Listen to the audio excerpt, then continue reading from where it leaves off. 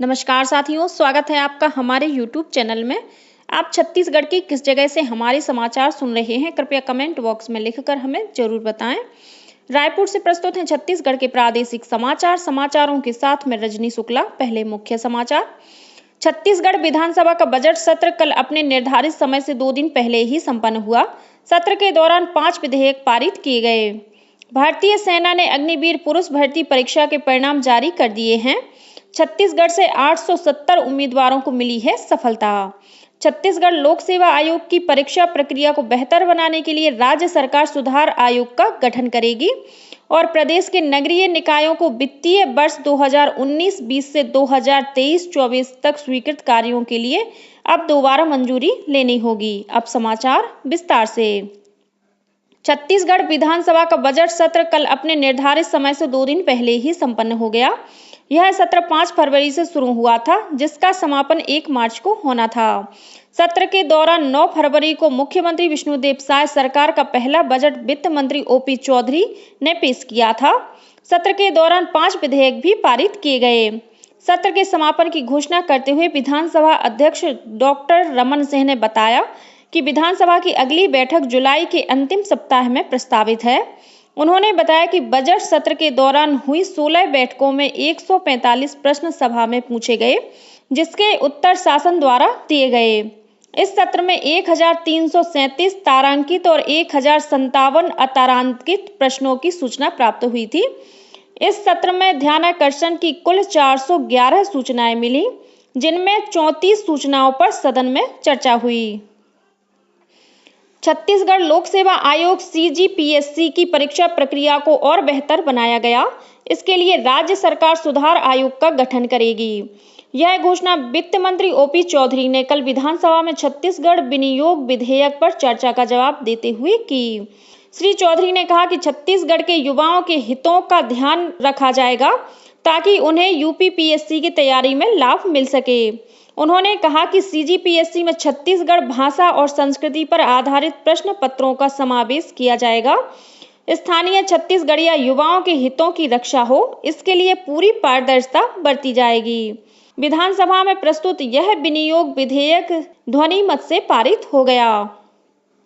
प्रदेश के सरकारी बैंक और जिला सहकारी बैंकों में समिति प्रबंधकों के 477 रिक्त पदों पर भर्ती की जाएगी। यह जानकारी वन मंत्री केदार कश्यप ने कल विधानसभा में एक प्रश्न के लिखित उत्तर में दी। नेता प्रतिपक्ष डॉक्टर चरणदास महंत के सवाल के जवाब में वन मंत्री ने बताया कि नियुक्ति के लिए जिला सहकारी बैंक और जिला सहकारी केंद्रीय बैंकों में कैडर के पद स्वीकृत किए गए हैं। उन्होंने बताया कि राज्य सरकारी बैंक और केंद्रीय जिला सहकारी बैंकों से मिले प्रस्ताव के अनुसार इन रिक्त पदों को भरे जाने की अनुमति पंजीयक सहकारी संस्थाएं द्वारा दी गई है। माओवादी कमांडर हिंडमा के गांव पूर्ववर्ती के लोगों ने कल पहली बार रायपुर पहुंचकर विधानसभा की कार्यवाही को देखा।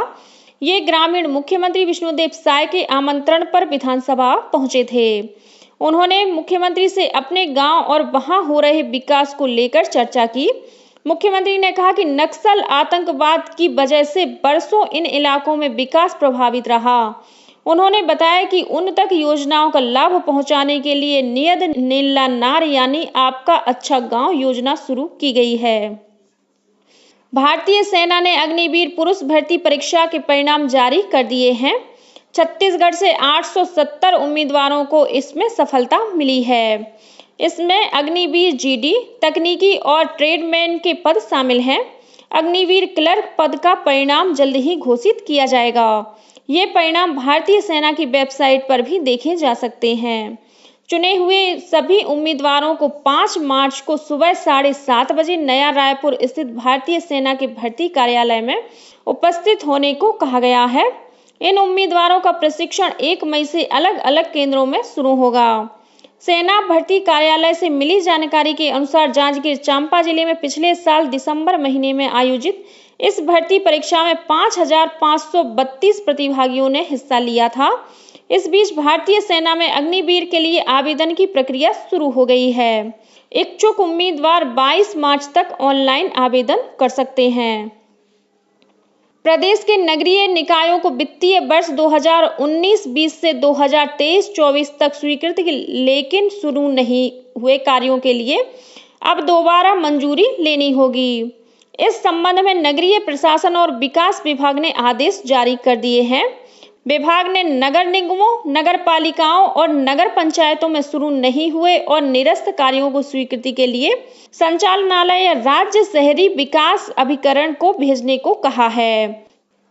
विभाग ने नगर निगम आयुक्त तथा नगर पालिकाओं और नगर पंचायतों के मुख्य नगर पालिका अधिकारियों को जारी अपने परिपत्र में कहा है कि राज्य शासन द्वारा शासकीय व्यय में मितव्ययिता बरतने के संबंध में समय सीमा पर निर्देश जारी किए गए हैं। इसी कड़ी में वित्तीय अनुशासन की दृष्टि से वित्त विभाग द्वारा ये निर्देश जारी किए गए हैं। लोकसभा चुनाव की तैयारियों को लेकर कल रायपुर में भारतीय जनता पार्टी की मैराथन बैठकें हुई। प्रदेश कार्यालय में हुई मोर्चा, क्लस्टर, लोकसभा प्रभारियों, लोकसभा संयोजकों और सह संयोजकों की बैठकों में प्रदेश सह प्रभारी नितिन नवीन ने चुनाव के मद्देनजर अब तक के कार्यों की समीक्षा कर पदाधिकारियों को आवश्यक निर्देश दिए। बैठक में प्रदेश भाजपा अध्यक्ष किरण सिंहदेव, प्रदेश संगठन महामंत्री पवन साय सहित अन्य पदाधिकारी मौजूद थे। इन बैठकों में चुनावी रणनीति के मार्गदर्शक बिंदुओं पर विस्तृत चर्चा हुई। इस आधार पर पार्टी के मंडल, शक्ति केंद्र और बूथ कमेटियों के पदाधिकारियों और कार्यकर्ताओं को दायित्व सौंपे जाएंगे। कल शाम प्रदेश चुनाव समिति की अहम बैठक प्रदेश सह प्रभारी नितिन नवीन की उपस्थिति में शुरू हुई। प्रदेश में विकसित भारत संकल्प पत्र को लेकर लोगों से सुझाव प्राप्त करने के लिए कल से अभियान शुरू हुआ है। मुख्यमंत्री विष्णुदेव साय, भारतीय जनता पार्टी के प्रदेश सह प्रभारी नितिन नवीन और पार्टी के प्रदेश अध्यक्ष किरण सिंहदेव की उपस्थिति में कल पार्टी के रायपुर स्थित प्रदेश कार्यालय से रथ को रवाना किया गया। इस अवसर पर राज्य के दोनों उप मुख्यमंत्री और अन्य भाजपा नेता भी उपस्थित थे। बिलासपुर जिले के बेलतरा क्षेत्र के 12 गांवों की खेती किसानी अब बिल्कुल बदल जाएगी। यह पूरा क्षेत्र लहलहा उठेगा। यहां खेतों में सिंचाई लिफ्ट इरिगेशन सिस्टम से की जाएगी। इस सिस्टम से खारंग जलाशय से 2500 एकड़ में सिंचाई के लिए भरपूर पानी मिलेगा।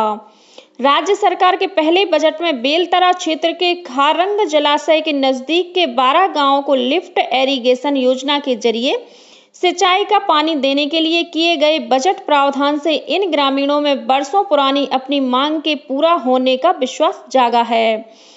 इन उत्साहित ग्रामीणों ने राजधानी रायपुर में विधानसभा पहुंचकर कल बेलतरा विधायक सुशांत शुक्ला के नेतृत्व में मुख्यमंत्री श्री साय से मुलाकात की और बजट प्रावधान करने के लिए उनके प्रति आभार प्रकट किया। सीमा शुल्क आयुक्तालय इंदौर ने कल रायपुर में 3 करोड़ 89 लाख रुपए कीमत की विदेशी मूल सिगार और विदेशी मूल रोलिंग पेपर के साथ तस्करी कर लाई गई विदेशी मूल की करीब 41 लाख सिगरेट नष्ट की है। इन्हें भारतीय सीमा शुल्क अधिनियम के प्रावधानों का उल्लंघन करके भारत में तस्करी कर लाया गया था। राष्ट्रीय परीक्षण एजेंसी NTA समूचे देश और देश के बाहर 24 शहरों में 11 से 28 मार्च तक कंप्यूटर आधारित मोड में संयुक्त विश्वविद्यालय प्रवेश परीक्षा CUET PG आयोजित करेगी। NTA ने 157 विषयों की परीक्षा आयोजित करने का कार्यक्रम जारी कर दिया है। इस बार यह परीक्षा 3 पालियों में होगी।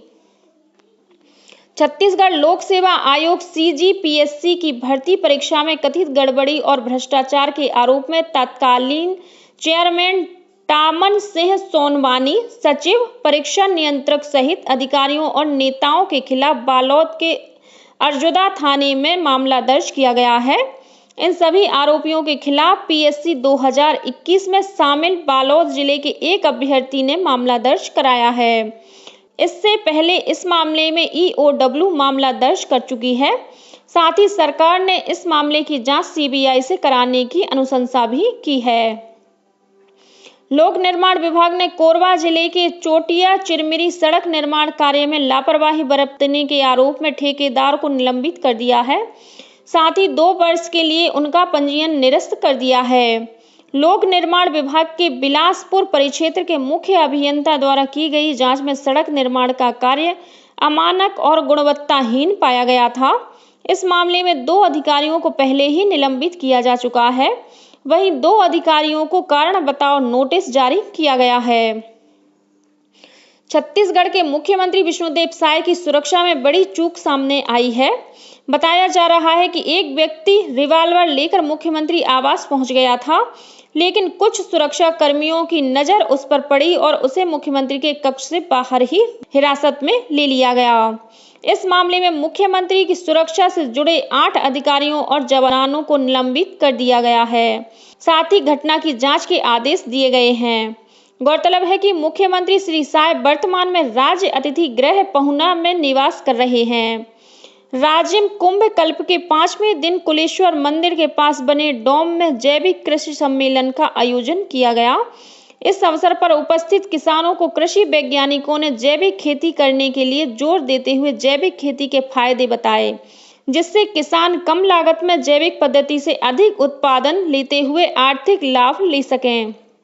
कृषि वैज्ञानिकों द्वारा जैविक कृषि के लिए किसानों को प्रेरित करते हुए बताया गया कि जैविक खेती कृषि की वह पद्धति है जिसके द्वारा पर्यावरण, जल एवं वायु को प्रदूषित किए बिना तथा भूमि की सजीवता, जल की गुणवत्ता, जैव विविधता को दीर्घकालीन एवं टिकाऊ उत्पादन प्राप्त किया जाता है।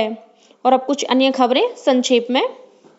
देश भर में कल राष्ट्रीय विज्ञान दिवस मनाया गया। इस वर्ष के विज्ञान दिवस का विषय है विकसित भारत के लिए स्वदेशी तकनीक। कैबिनेट मंत्री ब्रजमोहन अग्रवाल की मां पिस्ता देवी अग्रवाल का अंतिम संस्कार कल रायपुर में किया गया। उनके निधन पर राज्यपाल विश्वभूषण हरिचंदन, विधानसभा अध्यक्ष डॉक्टर रमन सिंह और मुख्यमंत्री विष्णुदेव साय ने शोक व्यक्त करते हुए उन्हें श्रद्धांजलि अर्पित की है।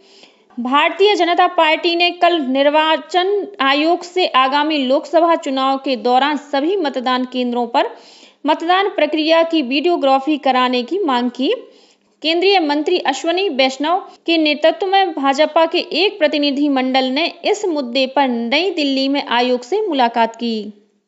जगदलपुर कलेक्टर विजय दयाराम ने कल चित्रकोट महोत्सव की तैयारियों का मौका निरीक्षण कर जायजा लिया। चित्रकोट महोत्सव के अवसर पर महिला एवं बाल विकास विभाग द्वारा मुख्यमंत्री कन्या विवाह योजना के तहत विवाह कार्यक्रम, विभिन्न विभागों की विभागीय प्रदर्शनी, सांस्कृतिक कार्यक्रम और खेल कूद की गतिविधियों के स्थल और अन्य व्यवस्थाओं के संबंध में चर्चा कर अधिकारियों को आवश्यक निर्देश दिए। और मौसम विभाग ने प्रदेश में बारिश की गतिविधियों 2 मार्च से फिर से शुरू होने की संभावना व्यक्त की है। हालांकि आज मौसम शुष्क रहेगा और न्यूनतम तापमान में मामूली गिरावट हो सकती है। इसी के साथ छत्तीसगढ़ के समाचारों का ये बुलेटिन समाप्त हुआ। नमस्कार।